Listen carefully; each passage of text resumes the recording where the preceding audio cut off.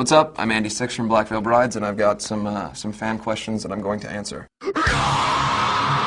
Danielle wants to know, how did you come up with the name of your band? I love the symbolism of Catholicism, and the term Black Veil Brides is actually what they call a nun when she marries into the church. She marries God and gives up the cardinal pleasures of life, so to speak. Even though I don't give much credence to the religion itself, I really respect the idea of giving up something so much for something that you really truly believe in or love. That's where Black Veil Brides came from.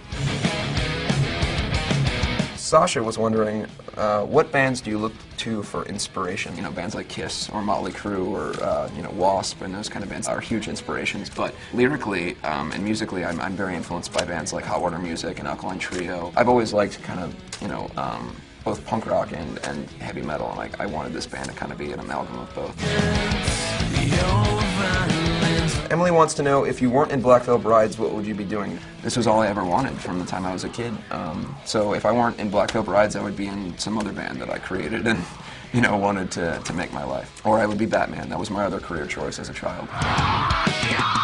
Marion asks, what inspired you to write Knives and Pens? You know, I obviously look different. I listen to different kinds of bands, and the people that were around me, I noticed a lot of, you know, the different kids were always, you know, sort of put down by other people, and it would cause, you know, them to become, you know, almost violent with themselves. It's not really necessary. There's a way that you can find strength in yourself, and for me, it was writing. That was my sort of my release and my escape. So the term Knives and Pens to me was like a choice. You know, you can either create or, you know, become violent and maybe go down a dark road.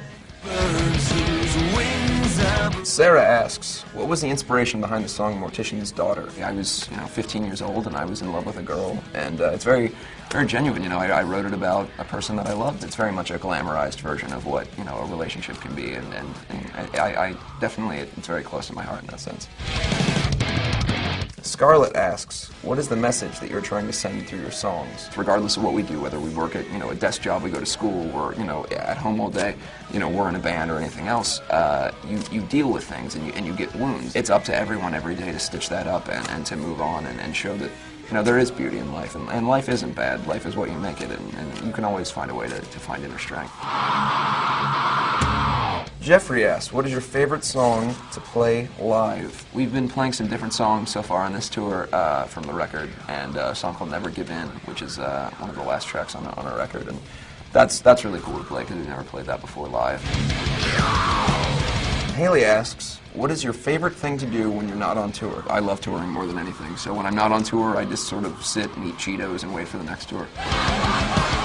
Miriam asks, what do you do with all the things that fans give you? At the end of the tour, I kind of collect everything up, and I have a storage space in Los Angeles that I put all my things in. I've gotten some pretty cool things on tour, so bring cool stuff.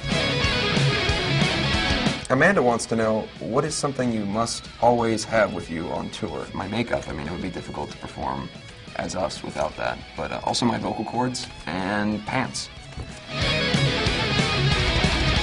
Mary was wondering, what was the most embarrassing moment that you've ever had on stage? For some reason, I decided to hang on the scaffolding on the top of the roof of the building, and what I didn't realize is that the kids could also climb a little bit, and over the course of like the next 30 seconds, my pants were taken off, and as well as my boots, and my boxers were removed.